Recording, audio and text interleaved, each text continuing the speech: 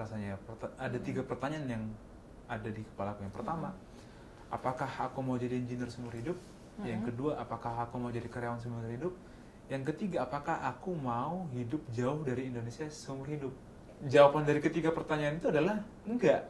Aku nggak mau jadi engineer seumur hidup, aku nggak mau jadi karyawan seumur hidup, dan aku nggak mau jauh-jauh dari Indonesia seumur hidup. Kalau aku mau keluar Indonesia ya just for a couple of months atau mungkin couple of years, cuma nggak mau karirku tuh udah keliling-keliling dunia gitu. Kita memiliki 3 prinsip yang kita apply yang kita kasih tahu ke orang-orang gitu kalau mau berbisnis dengan teman. Yang pertama prinsipnya adalah jangan berbisnis dengan teman yang punya skill yang sama. Karena kalau punya skill yang sama biasanya bakal jadi saling rebutan pekerjaan dan saling main ego. Dan kedua, harus punya 3 skill utama. Timnya harus punya 3 skill utama, yaitu operations, marketing branding, dan product development. Nah, yang prinsip yang ketiga yang terakhir adalah walaupun berbisnis dengan teman, jangan sama rata. Jadi berbisnis bertiga jangan sahamnya 33. Harus ada satu orang yang punya saham lebih yang dianggap sebagai final decision maker. Karena berbisnis tuh kayak kita dilempar ke hutan habis itu cari jalan sendiri.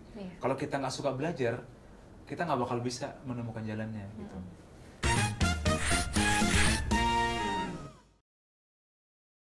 Program Sosok kali ini kita bakal ngobrol bareng salah satu CEO dari Perfume yang teman-teman pasti udah tahu, bahkan dulu sempat ngantri kali ya buat belinya.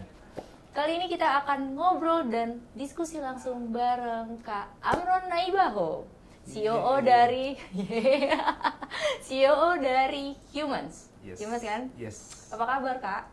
Baik. Baik ya. Situ gimana? Alhamdulillah baik Kak. By the way, ini kayaknya dari fotonya kok terlihat jauh lebih muda ya daripada fotonya ya? Iya, aku Benjamin Button, nonton ya? Itu apa lagi? Film yang orangnya tuh terlahir tua, habis itu makin muda malah meninggal waktu jadi bayi. Oh, kebalikan jadinya? Iya, kebalikan. Oh, jadi maksudnya udah proses. Jadi maksudnya udah proses mau. Aku proses memuda. Oh, proses memuda ya. Oke. Kak, thank you udah datang. Thank you. Kita mau nanya dulu sebenarnya. Kan kita udah tahu kalau kakak tuh COO-nya Humans. Yeah. Berarti man behind Humans, parfum yang istilahnya hampir mungkin 70-80% anak muda pakai lah. Widih. Oh, iya. Seneng nggak tuh? Amin. Habis itu pesan sponsor ya? Iya. 1000. Nah, 1000. Nah, jadi gini Kak, aku mau nanya. Sebenarnya kalau dulu sebelum akhirnya jadi CEO tuh cita-citanya apa sih? Aku nggak pernah punya cita-cita yang clear ya. Jadi dulu tuh waktu SD sering ditanya tuh sama guru, cita-citanya apa? Terus kan, yang mau jadi dokter, tunjuk tangan. Yang mau jadi polisi, tunjuk tangan. Aku pasti selalu jawab siapa yang jawabannya paling banyak. Jadi waktu aku masih ingat dulu orang-orang pada pengen jadi guru. Jadi yang mau jadi guru tunjuk tangan, gue liat rame, gue ikut tunjuk tangan guru. Gue mah nggak pengen guru juga, nggak pengen banget jadi guru gitu. Itu SMP, itu SD. SMP dulu tuh yang keren di kampung adalah jadi PNS. Itu Batak tipikal. Batak tipikal. Jadi SMP, oh jadi PNS kayaknya keren. SMA udah merantau ke luar kota. Jadi gue SD SMP masih di Samosir, lahir dan sampai SMP di Samosir. SMA ke Siantar, udah agak kotaan dikit. Nah di situ orang-orang mimpinya udah lebih keren gitu kan. Nah saat itu kalau ditanya apa, jawabannya insinyur. Oh iya, zaman itu masih oke sih insinyur. Oke, insinyur. Akhirnya kuliah teknik di Bandung. Nah waktu di kuliah jawabannya pertanyaan mau jadi apa? Pengennya jadi insinyur di industri perminyakan. Gitu. Nah, jelas tuh memang. Waktu itu tahun 2014, 2015 industri minyak hancur. Nggak ada pembukaan pekerjaan. Jadinya bingung mau jadi apa. Ya jadi apapun yang penting dimanapun yang penting jadi insinyur di bidang energi gitu kan. Habis itu ya udah jadilah insinyur di bidang energi, perusahaan energi kelistrikan. Tapi ketika udah jadi insinyur dari perusahaan listrik kan ternyata nggak mau jadi engineer selamanya juga. Kenapa? Karena ternyata ketika menghadapi itu kayak aku suka menghitung, aku suka mendesain, tapi nggak mau menjadikan itu sebagai profesi hidup. Kebayang nggak? Oke, kebayang. Karena aku nggak mau hidupnya sangat kacamata kaku ya, gitu kan. Ternyata aku sangat suka mengeksplor hal baru, berinteraksi dengan orang-orang baru, mencoba challenge baru, dan freedom itu nggak dapatin kalau udah jadi engineer ya. Namanya engineer kan clear kerjanya apa dan menyangkut hajat hidup orang banyak juga, jadi banyak standar-standar yang harus dipenuhi dan makanya tuh terlihat kaku gitu kan. Jadi ternyata aku nggak cocok dengan hidupnya seperti itu. Jadi tapi dulu belum kepikiran jadi pengusaha. Dulu belum ada opsi itu karena dulu bayangnya jadi pengusaha itu harus banyak modal. Sedangkan risikonya tinggi. Sedangkan aku tuh punya 4 adik yang itu menjadi tanggung jawab aku juga. Oh, anak pertama? Anak pertama dari 5 orang. Jadi menjadi pengusaha saat itu belum jadi opsi. Tapi ketika udah bekerja, terpapar lah dengan opsi jadi pengusaha dan ternyata cocoknya jadi pengusaha sih. Dapat capeknya, dapat stresnya dapat, tapi asiknya dapat, independensinya dapat. Gitu. Nah, awalnya tuh sampai akhirnya ternyata jalan hidupku adalah menjadi seorang pengusaha. Itu apa yang membuat? Nah, sebenarnya terakhir aku bekerja sebagai engineer di satu perusahaan listrik dan aku jadi global MT. Oh, oke. Global MT, jadi dia MT tapi manajemen trainee ya? Manajemen trainee, tapi kalau manajemen trainee biasanya kan pindah-pindah ke cabang-cabang kan gitu kan. Nah, bayangin tapi ini skala global, jadi pindah-pindah negara. Oh. Pindah negara. Global MT di satu perusahaan listrik Italia. Nah, aku udah selesai assignment Indonesia. Kalau aku harusnya saat itu di-assign ke Turki 3-4 tahun, habis itu ke Milan beberapa tahun. Jadi bakal keliling dunia gitulah bertahun-tahun di berbagai negara. Nah, di saat aku udah harusnya saatnya dikirim ke Turki, itu galau banget rasanya.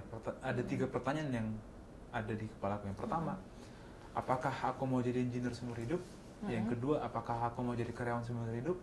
Yang ketiga, apakah aku mau hidup jauh dari Indonesia seumur hidup? Ceritanya nasionalis. Enggak juga, rindu keluarganya sih.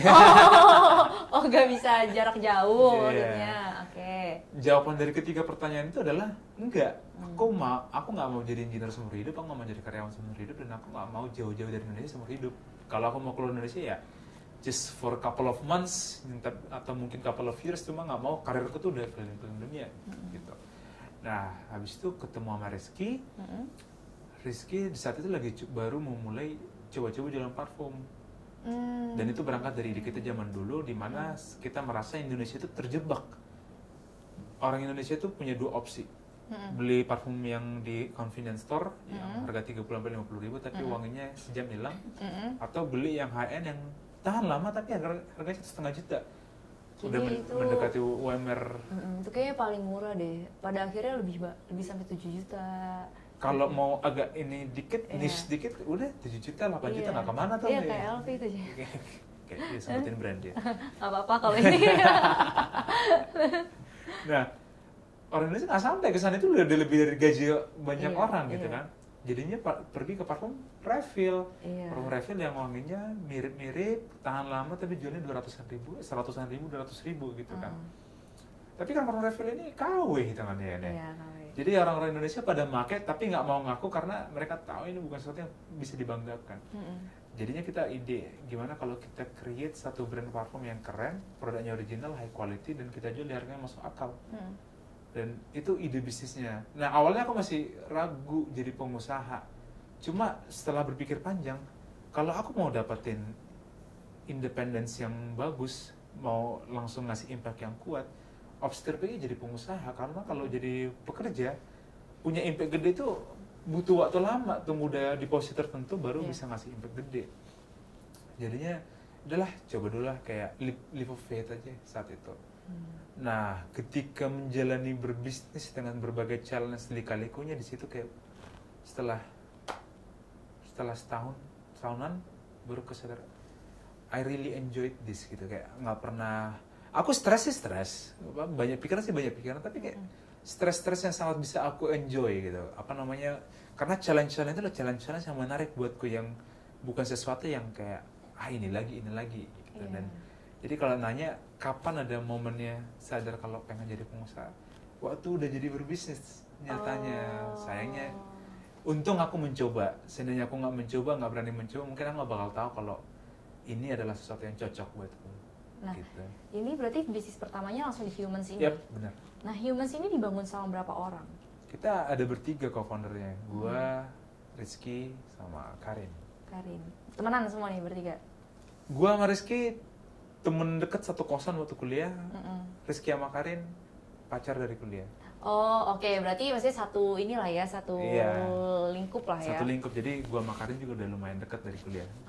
Nah, itu kan katanya kalau berbisnis bareng teman itu tuh pasti banyak lika-liku, banyak dramanya, banyak ketidakcocokan dan ketidakenakan. Akhirnya banyak keputusan-keputusan yang diambil secara personal. Yes. Nah, bagaimana akhirnya Humans ini bisa resolve itu semua? Nah, kita sih beruntung sih ya. Kita beruntung berteman dan berbisnis works. Tapi gara-gara berbisnis ini, dari teman berbisnis akhirnya kita memiliki 3 prinsip yang kita apply ke yang kita kasih tahu ke orang-orang gitu kalau mau berbisnis dengan teman. Yang pertama prinsipnya adalah jangan berbisnis dengan teman yang punya skill yang sama. Karena kalau punya skill yang sama biasanya bakal jadi saling rebutan pekerjaan dan saling main ego. Misalnya sama-sama marketing, jadinya tuh semua pengen rebutan ngambil decision di bidang marketing, dan itu nggak bagus. Gitu kan. Harus skillnya berbeda dan saling melengkapi. Dan kedua, harus punya 3 skill utama. Timnya harus punya 3 skill utama, yaitu operations, marketing branding, dan product development. Tahu diri aja, lu boleh berbisnis sendiri kalau lu punya 3 skill ini. Atau lu boleh berbisnis berdua kalau ada satu orang yang punya 2 skill. Atau berbisnis bertiga, masing-masing orang punya skill masing-masing. Kalau gua sama Rizky sama Karin, kita skillnya berbeda dan clear. Gua di operations, Rizky di branding marketing, Karin di product. Jadi konflik-konflik kayak gitu tuh jarang terjadi karena semua orang punya kerjaan masing-masing. Rizky fokus di branding marketing, Karin fokus di product development, gue fokus di building operationsnya. Jadinya nggak bakal rebutan kerjaan dan nggak bakal rebutan bikin decisions gitu. Tahu diri aja kalau masalahnya di ruang lingkup branding marketing, kita percayain ke Rizky. Masalahnya di ruang lingkup operations, mereka percayain ke gue. Masalahnya di ruang lingkup produk, kita percayain ke Karin gitu. Nah, yang prinsip yang ketiga, yang terakhir adalah walaupun berbisnis dengan teman, jangan sama rata. Jadi berbisnis bertiga, jangan sahamnya 33. Harus ada satu orang yang punya saham lebih, yang dianggap sebagai final decision maker. Sebenarnya decision terbaik itu diambil ketika semuanya setuju, aklamasi gitu kan. Cuma kan dalam realita nggak bisa kayak gitu ya, nggak bisa. Kadang nggak akan 50-50. Iya, nggak bakal bisa kayak gitu. Ada aja momen-momen di mana apalagi decision yang urgent takes waktu itu bukan sesuatu yang dipunya, harus diambil cepat. Itu bagaimana ngambil decisionnya? Kalau diskusi itu bisa terlalu lama gitu kan. Nah, di awal harus disetujuin siapa yang menjadi final decision maker ketika aklamasi nggak bisa dicapai. Nah, dengan begitu konflik-konflik sakit hati segala macam bisa. Karena biasanya itu sakit hati itu muncul ketika kita merasa decision kita yang lebih benar dibandingkan si B, tapi si B yang malah ngambil decision gitu. Itu yang biasanya jadi sumber masalah. Tapi kalau dari awal udah disetujui, si X yang bakal ngambil decision terakhir, udah ketika kita nggak bisa aklamasi dalam jangka waktu tertentu, clear udah decision si X yang kita pakai. Jadi 3 prinsip itu. Jangan berbisnis dengan orang yang skillnya sama.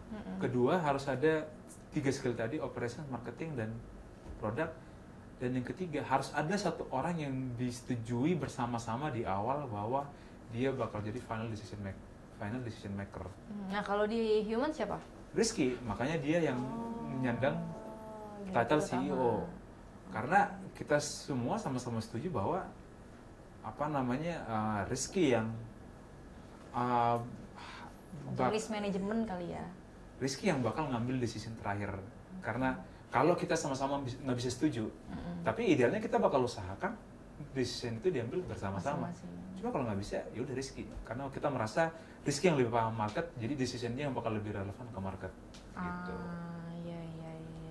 Jadi kalau nggak pegang 3 prinsip itu, biasanya ada yang miss dari 3 prinsip itu, biasanya berantakan jadinya kerjasamanya. Iya benar sih. Jadi kayak saling rasa ini ya. Iya, saling merasa gue yang harusnya.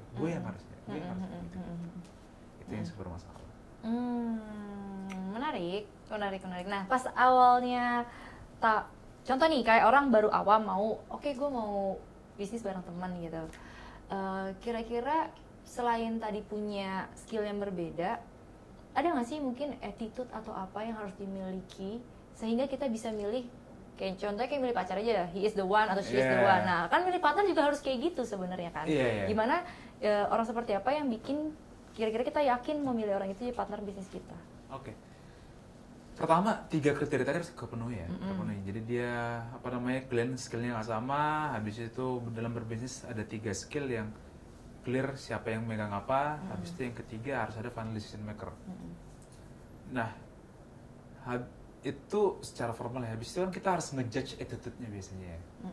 Satu, ada kalau kita tuh bilangnya tuh mindset. Ada, karena beda orang tuh beda mindset, dan mindsetnya yang bakal menentukan behavior seseorang gitu kan.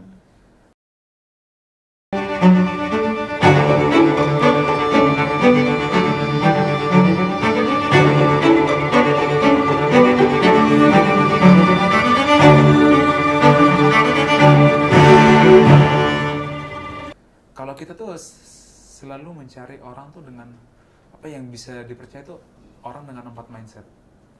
Mindset pertama tuh mindset why, orang yang selalu penasaran sama sesuatu. Orang-orang kayak gini yang bakal suka belajar. Karena berbisnis tuh kayak kita dilempar ke hutan, habis itu cari jalan sendiri. Kalau kita nggak suka belajar, kita nggak bakal bisa menemukan jalannya gitu. Yang kedua yang punya mindset of model. Jadi orang-orang tuh yang mikirnya sistematis. Jadi kayak nggak asal nyerap ilmu, tapi habis itu kayak ilmunya berantakan gitu. Jadi dia harus orang sistematis. Jadi kalau dia mau melakukan sesuatu, dia tahu apa hipotesisnya, tahu apa yang dites, tahu bagaimana, tahu hipotesisnya apa, tahu cara ngujinya, tahu cara menganalisis hasil ujinya gitu. Nah, itu orang-orang yang punya mindset of system atau mindset of model. Yang ketiga yang punya mindset of growth. Orang-orang yang memang selalu niat untuk selalu bertumbuh tiap hari. Yang terakhir orang-orang yang persisten, selalu konsisten untuk mau keadaannya bagaimana, mau lagi di atas, lagi turun, dia selalu disiplin. Orang yang kayak gitu yang bakal bisa survive menghadapi beratnya dunia bisnis. Jadi aku sih nggak jawabnya dalam bentuk attitude, tapi nilailah teman-teman kamu dari mindsetnya. Siapa yang punya mindset of why, orang yang suka bertanya, mindset of system, orang yang suka berpikir, punya kerangka pikir yang sistematis. Ketiga, dia punya mindset of growth, dia selalu pengen bertumbuh, dia nggak mau cuma nongkrong nggak berkembang. Sama yang terakhir orang-orang yang persisten dan disiplin. Jadi cari orang seperti itu yang reliable untuk jadi partner bisnis. Karena kalau nggak dipunya, misalnya dia nggak punya mindset of why, dia nggak suka bertanya, dia nggak bakal belajar. Kalau nggak bakal belajar, dia nggak bakal dapat apa. Iya. Atau nggak punya mindset of persistency, nanti ketika ada tantangan dia mundur, lari. Bukannya disiplin menghadapi tantangan itu, dia malah mundur. Atau mindset of growth, dia orangnya kayak suka dalam comfort zone, nggak mau mencoba hal baru, nanti bisnisnya mentok di situ karena dia nggak berkembang anaknya dia kan kita harus bisnis itu bertumbuh seiring bertumbuhnya dengan si bisnis ownernya, si foundersnya. Ketika foundersnya nggak bertumbuh, si bisnisnya nggak bakal tumbuh. Jadi ketika dia nggak punya mindset of growth, nanti bisnis kamu bakal ketahan growth-nya gara-gara si partner kamu. Jadi yang itu tadi, yang cari orang yang punya 4 mindset tadi. Gitu. Oke. Berarti sekarang Humas udah berapa tahun? Tahun kelima. Berarti dari 2019. Nah, 2019 itu kan COVID tuh, kena 2020. COVID kan. 2020 kan, 2019 Desember dari China, 2020 Februari masuk Indo. Masuk Indo, bulan 4 PSBB. Setahu aku tuh Humans itu start from online bukan sih? Iya, start Iya online. kan, Yes. pokoknya dulu sempat yang kayak nggak tahu strategi marketing atau enggak, dibikin kayak sold out mulu gitu kan. Jadi orang kayak bikin marketing itu apa sih? Terus kalau aku lihat memang lumayan punya modal nih kayaknya endorse-nya untuk orang-orang yang tertentu, yang artis-artis yang lumayan followersnya banyak kan, aku suka ngeliat, oh Humans nih gitu. Nah kemarin waktu COVID sebagai pengusaha online itu gimana survival-nya? Nah, sebenarnya pengusaha online justru waktu di COVID naik ya. Iya. Cuma challenge kita adalah sebagai pengusaha parfum.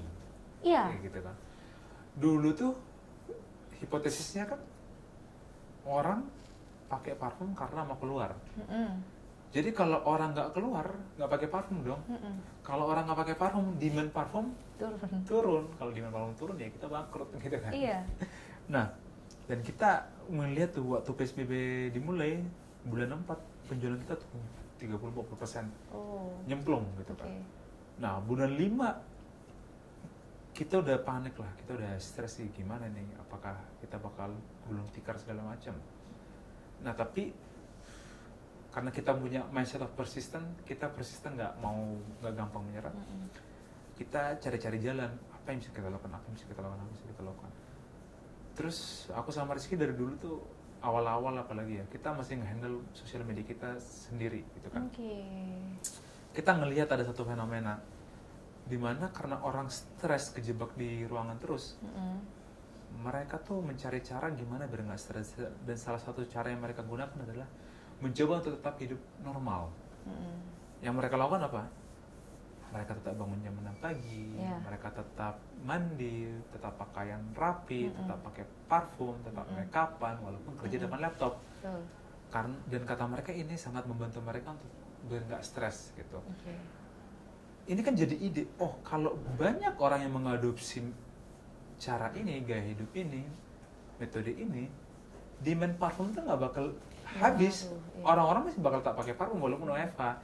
Jadinya gaya hidup ini kita amplifikasi, kita coba sebanyak mungkin orang untuk adopsi, dan ternyata banyak orang yang ngadopsi. Ketika banyak orang yang ngadopsi, jadinya demand parfum tuh naik lagi. Masalahnya orang kalau mau beli parfum saat itu taunya beli offline, tes dulu, sniff dulu baru beli. Tapi kan nggak bisa keluar. Jadinya cara satu-satunya mereka adalah cari online. Dan dulu kalau mau ngecek di Google parfum online cuma Humans.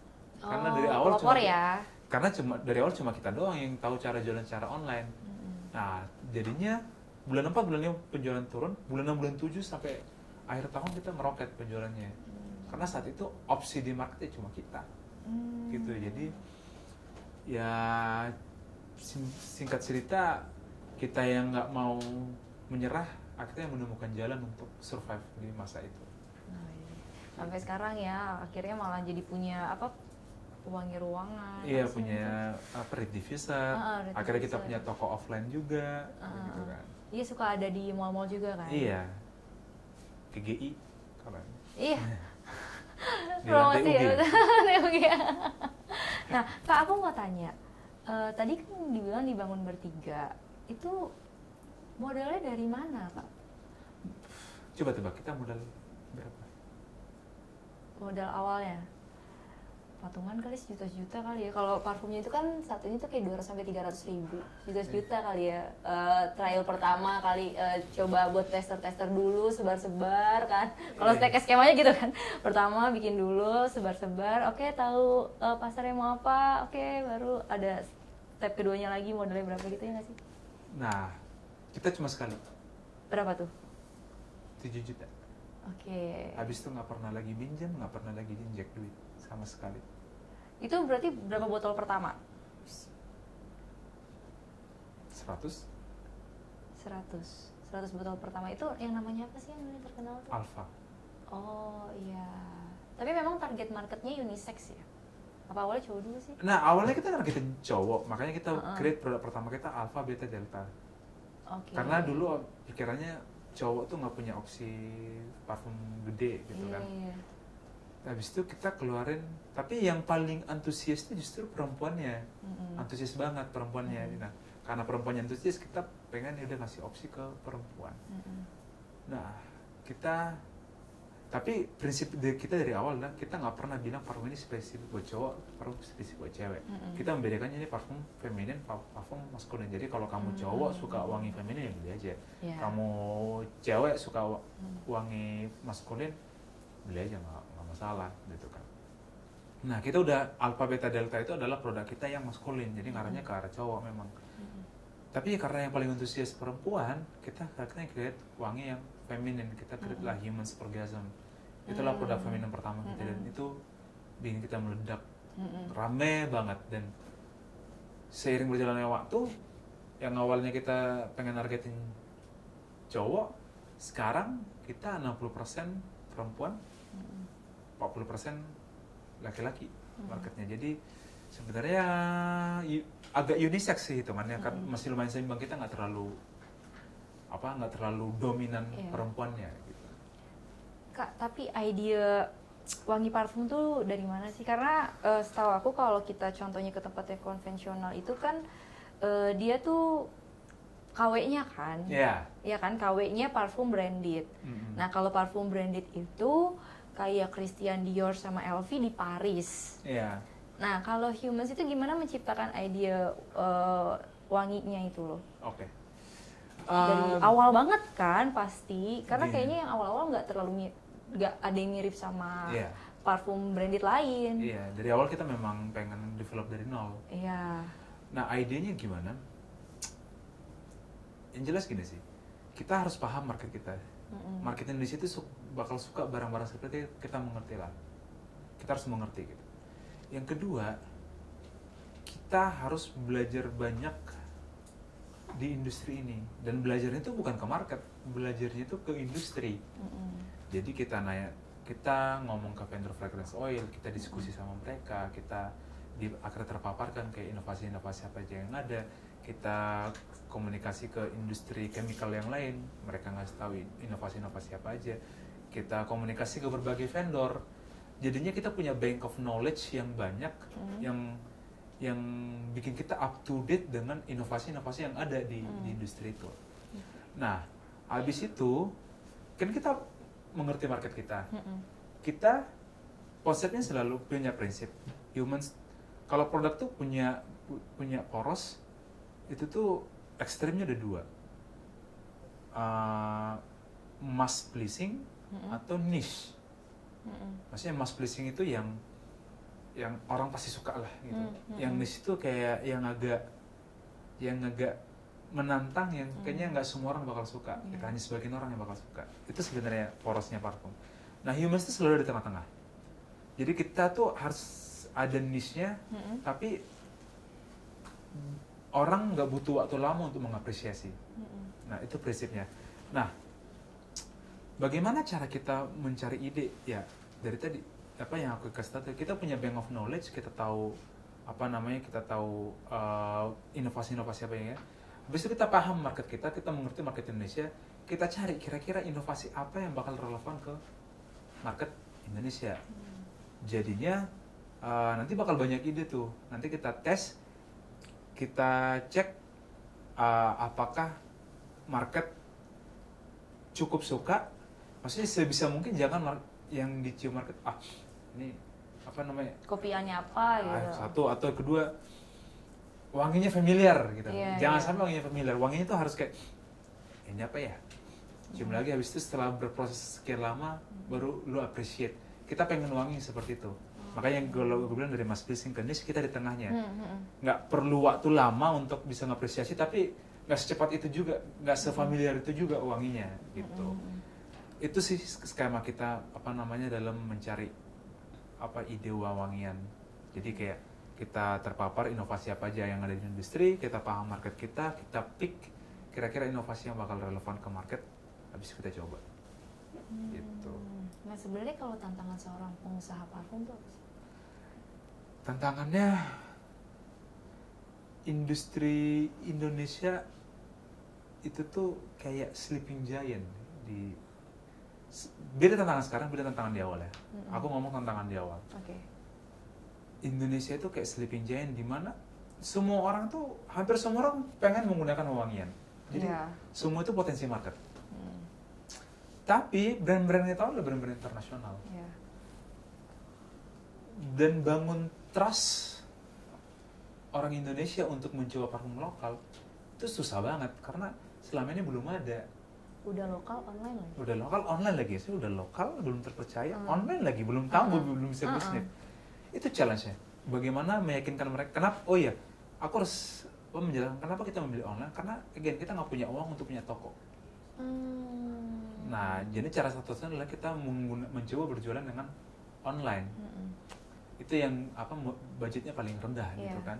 Nah, udah parfum lokal, jualan online lagi. Itu bagaimana meyakinkan orang supaya mau mencoba dan mengapresiasi produknya, itu challenge yang di awal pertama. Sekarang orang market tuh udah mulai mengapresiasi brand lokal, makanya brand lokal udah bertumbuh banyak. Dan bukan cuma itu, yang online pun mereka udah banyak juga bertumbuh karena online tuh butuh budget rendah, jadinya banyak orang ketika pengen bikin parfum bikin aja online, budgetnya rendah, risikonya rendah gitu, dan makanya berjamuran.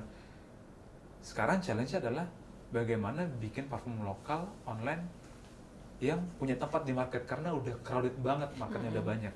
Jadi itu challenge sekarang, tapi kita udah punya tempat. Challenge kita di awal-awal tadi, bagaimana bikin market Indonesia percaya sama brand lokal yang jualan online. Itu challenge utama kita yang sangat berat untuk diselesaikan gitu. Jujur aku kan tahu Humans itu udah di tengah tahun ya, mungkin udah 2020 atau 2021. Oke. Rada sempat malas beli karena sold out mulu gitu. Pasti aku tuh bukan orangnya FOMO soalnya. Semakin susah aku semakin gak mau. Aku bukan tipikal orang yang mau ngantri, bukan tipikal orang yang mau PO kayak gitu, aku nggak mau. Jadi awalnya selain kasih ke influencer tuh gimana cara biar orang tahu oh ini wanginya orang bisa terima gitu. Akhirnya ada orang yang beli selain influencer. Oke.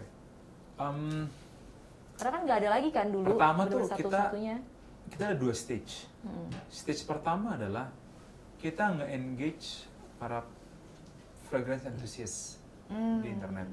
Nah, kalau fragrance enthusiast ini mereka minimal udah tahu top notes, middle notes, bottom notes. Nah, ketika kita komunikasikan ini, mereka udah paham kira-kira wanginya bakal seperti apa, dan sebagian bakal tertarik dan beli. Itu fase pertama, stage pertama. Stage kedua adalah orang-orang yang bukan fragrance enthusiast. Nah, ini yang lebih challenge bagaimana mereka bisa menangkap wanginya dan tertarik sama wanginya. Nah, ke stage kedua ini kita harus agak dumbing down. Maksudnya kita nggak bisa menggunakan bahasa yang terlalu technical dan terlalu esoteris untuk bikin mereka mengerti. Nah, misalnya kita udah mencoba waktu orgasm kita keluarkan, kita udah mencoba bahasa yang kita gunakan adalah inspirasi kita di awal create orgasm itu adalah bagaimana notes best selling di Indonesia di-create dari satu parfum. Dan itu yang kita bahasakan ke customer. Nah, ada yang tertarik, cuma nggak serame itu. Baru rame ketika ada satu orang bikin di manifest gitu, dia bilang orgasm itu wanginya seperti wanita karir sukses SCBD. SCBD, ya. Aku beli gara-gara itu waktu itu. Jujur. Jadinya orang tertariknya gara-gara itu, dan kita mencoba, kita mencoba membahasakan seperti itu ke orang-orang halayak umum. Kalau fragrance enthusiast tadi kita menggunakan bahasa ini, kalau top notes, bottom notes, middle notes itu mereka paham. Cuma kalau masyarakat umum nggak bakal paham toh, gitu-gitu kan. Nah, itu challenge-nya. Itu jadinya cara ya kita lakukan untuk menjawab challenge. Atau misalnya kita create Ion. Ada parfum terbaru kita, Essence of the Night. Ini wanginya sangat white floral. Kalau kita bilang ke fragrance enthusiast yang udah suka fragrance, kita bilang white floral, mereka udah bisa nangkep kira-kira wanginya seperti apa. Kita kasih tahu top notes-nya, middle notes-nya, bottom notes-nya, mereka juga udah paham kira-kira wanginya seperti apa. Cuma masyarakat umum nggak bakal terlalu nangkep. Baru nangkep tuh ketika ada satu orang bilang ini wanginya kuntikor sejati. Apa? Kunti core sejati. Kunti core, maksudnya kunti. Jadi kalau di halayak umum wangi-wangi yang white floral, wangi tuberose, wangi jasmine. Itu Oh, namanya kunti. Oh ya ampun, kuntilanak. Iya. Oh, core-nya. Oh iya. Iya, kunti core terbaik. Iya. Nah, itu yang justru orang-orang bikin rame gitu-gitu. Jadi ya slang ya. bahasa-bahasa kayak gitu yang bikin ternyata bikin orang tertarik. Bahasa teknikal hanya bikin sebagian orang tertarik. Kak, akhirnya 5 tahun berjalan Humans itu udah kebaca nggak sih Indonesia tuh suka yang notes-nya seperti apa atau yang baunya kayak gimana? Udah lumayan kebaca. Akhirnya apa? Sebenarnya Indonesia tuh suka yang gimana sih? Kalau cewek itu vanilla mawar. Oh ya, yang warnanya manis agak sedikit flowery. Makanya kayak La Vie Belle, habis itu Black Opium, laku banget kan. Iya. Yang Black Opium sama kayak YSL. Maksudnya YSL Black Opium. Black Opium kan. Oke. Habis itu kalau cowok suka wangi yang fresh dan agak sedikit manis juga.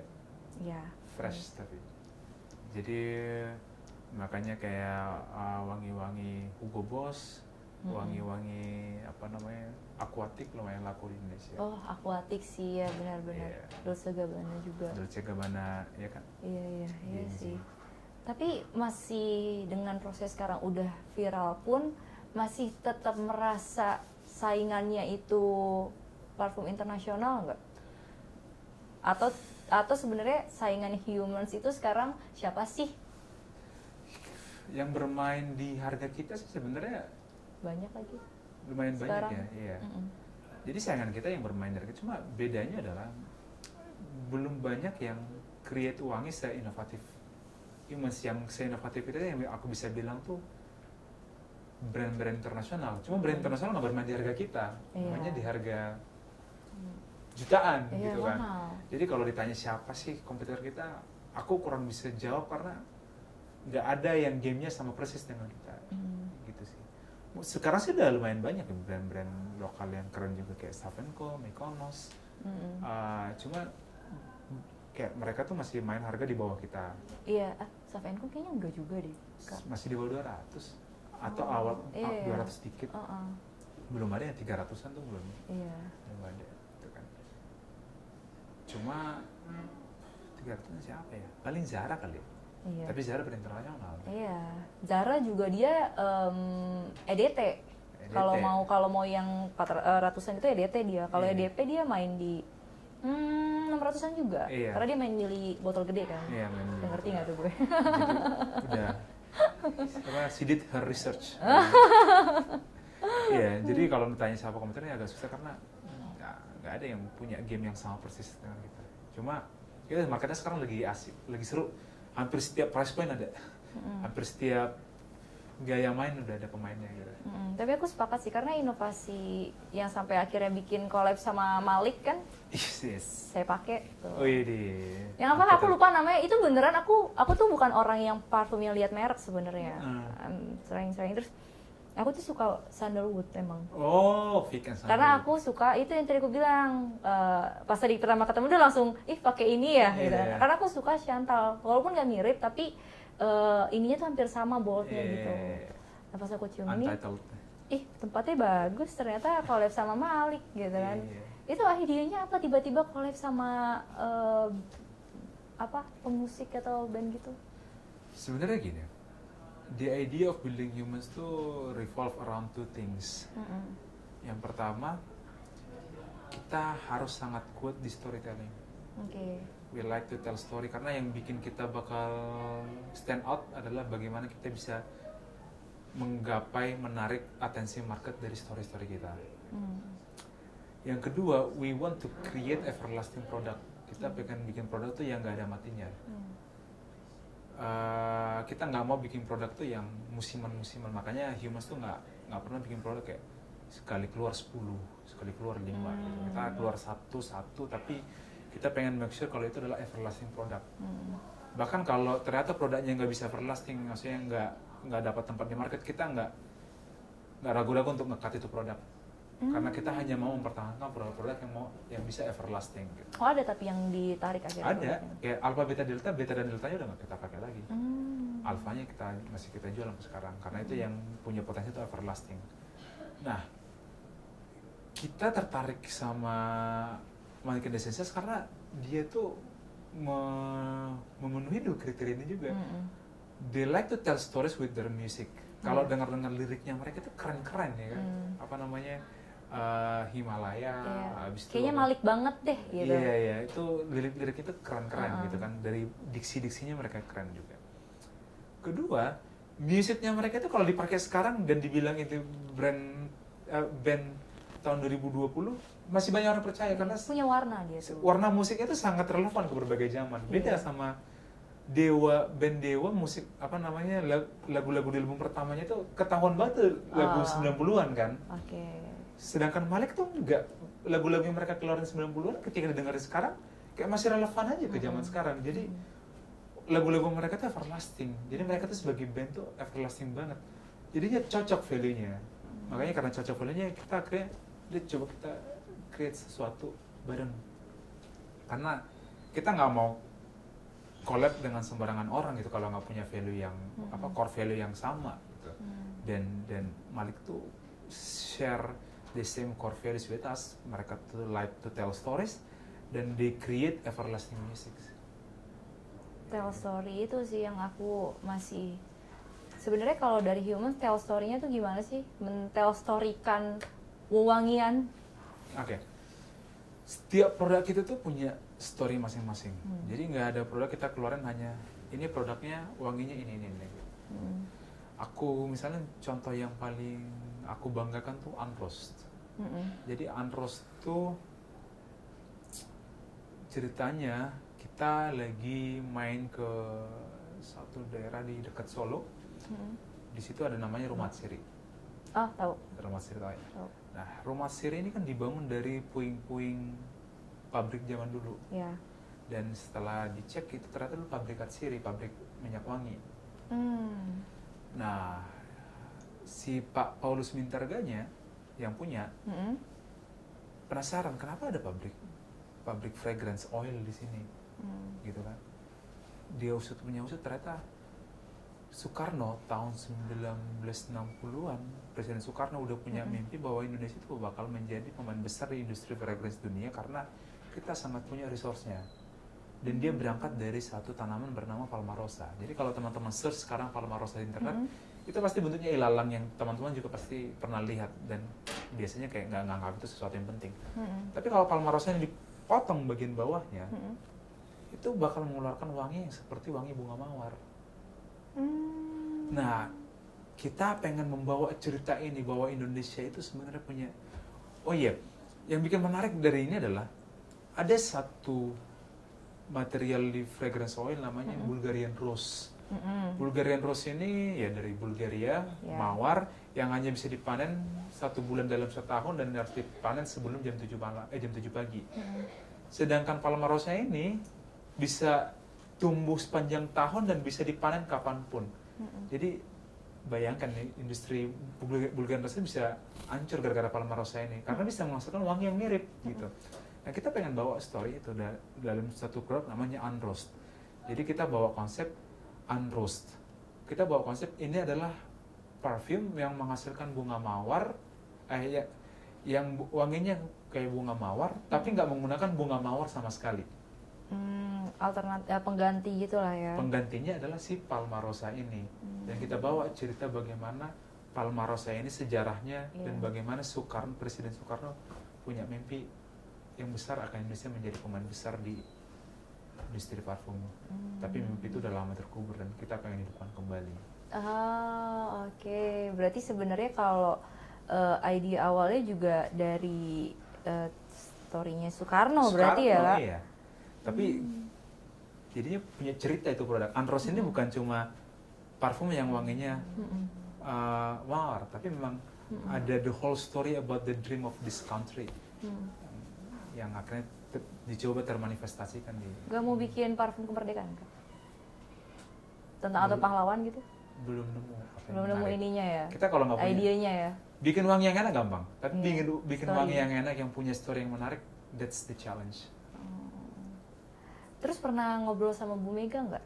Kalau misalkan pernah bikin parfum, idenya dari bapaknya, Bapak Soekarno. Pengen ada kesempatan tapi belum ada akses ke sana. Siapa tahu diundang Bu Mega. Waduh. Ceritain. Saya juga masih mau ketemu Bu Mega ini masalahnya. Oh, iya. Belum pernah nih kita ketemu Bu Mega. Anyway Kak, sebenarnya kan kalau tadi kan kita bahas secara teorinya. Aku pengen tahu deh kalau sebenarnya mempraktekkan penggunaan parfum.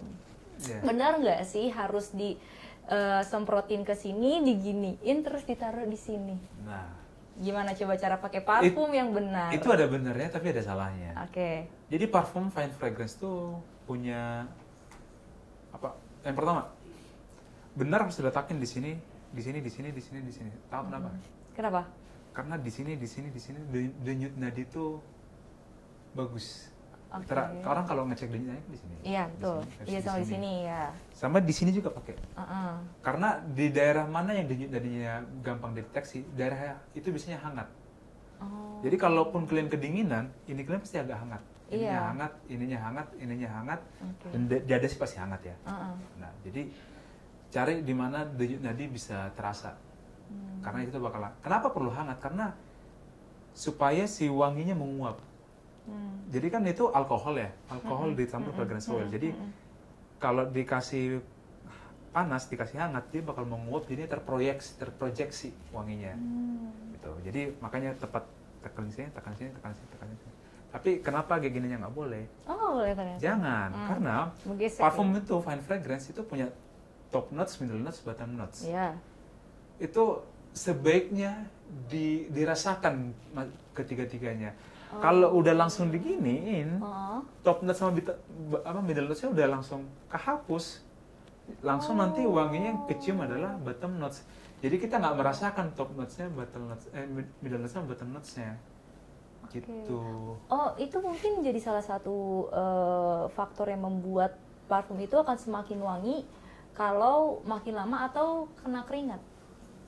Katanya kalau kena keringat jadi lebih berasa gitu. Yeah. Oh wanginya si ini gitu, jadi lebih ciri khas sih gitu. sebenarnya gini, setiap tubuh manusia tuh punya wangi masing-masing. Jadi parfum yang misalnya pakai antatal diletakin di apa namanya di Fizli, di tubuh Fizli sama diletakin di kulitku bakal berbeda wanginya karena tubuh kita masing-masing berbeda. Nah, kalau kita keringatan, wanginya bau tubuh kita tuh kan makin kuat kan. Nah, wanginya itu makin kuat kan kecampur juga dengan wangi parfum. Jadi sebenarnya bukan wangi parfumnya makin kuat, tapi wangi tubuh kita makin kuat yang udah kecampur sama parfum jadinya wangi parfumnya juga agak kecium dikit. Tapi sebenarnya bukan wangi parfumnya jadi makin kecium kalau kita keringatan. Gitu sih. Jadi itu salah kaprah. Salah kaprah ya. Oke, terakhir Kak, 2 fakta tentang parfum yang sebenarnya menurut orang benar tapi ternyata salah. 1, parfum tuh ada hubungannya dengan gender. Oh, faktanya? Faktanya nggak. Orang cowok suka wangi feminin itu sangat umum. Cewek suka wangi maskulin itu sangat umum. Jadi parfum tuh nggak ada hubungannya. Maksudnya nggak ada di desain untuk cowok, desain untuk cewek. Nggak ada. Itu preferensi wangi doang. Beda kalau apa namanya skincare. Skincare itu kan kondisi kulit cewek sama kondisi kulit cowok, hormonnya cewek berbeda. Tapi wangian itu kan nggak di hidung ya, preferensi sangat subjektif. Jadi nggak ada hubungannya ke cowok dan cewek. Jadi kalau kamu cowok suka wangi bunga mawar ya monggo aja. Kamu cewek suka wangi apa namanya woody, monggo aja, itu nggak ada hubungannya. Terus yang kedua, wangi itu nggak ada hubungannya ke zodiak. Parfum itu nggak ada hubungannya ke zodiak. Mau kamu Aries apa kayak nggak ada hubungannya ke wangi yang kamu pakai gitu. Jadi emang ada ya? Kan banyak jalan-jalan. Oh iya, gitu. katanya kalau zodiaknya Scorpio wangi sukanya katanya gini. yang maskulin karena orangnya misterius gitu ya. Gitu. Itu nggak ada hubungannya sama sekali. Ternyata banyak banget ya fakta-fakta dan juga ilmu nih yang kita dapat dari perfume dari Humans yang kebetulan menjadi satu-satunya ya pelopor lah ya. Pelopor parfum lokal di Indonesia.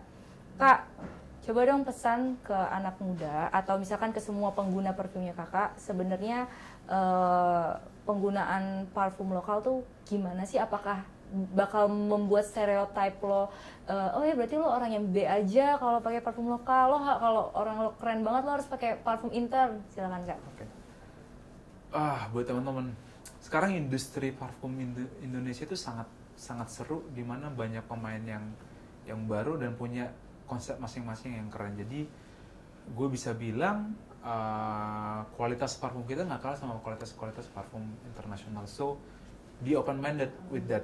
Terus yang kedua,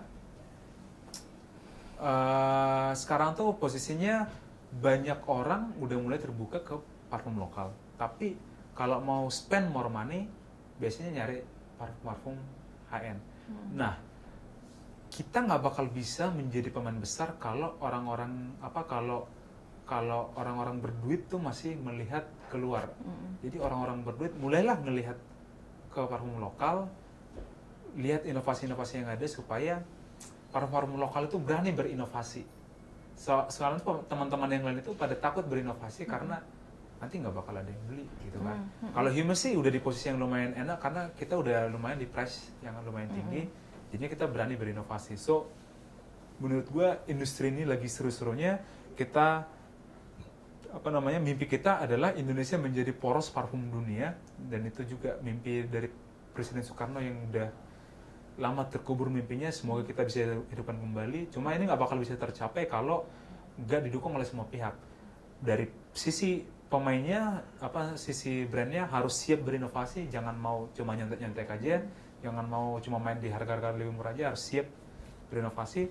Dari sisi market harus siap juga untuk untuk kalaupun berduit mau untuk melihat opsi dari market lokal. Dari sisi pemerintah juga harus siap mensupport industri ini supaya kedepannya mimpi itu tercapai, Indonesia menjadi poros parfum dunia. Wih, keren banget. Ini nggak cuma hanya ilmu aja tentang parfum, tapi ada ilmu entrepreneurship-nya juga. Siap. Thank you Kak Amron, so udah sharing-sharing di podcastnya Sosok. Sampai ketemu di program Sosok selanjutnya. Bye. Bye. Thank you so much.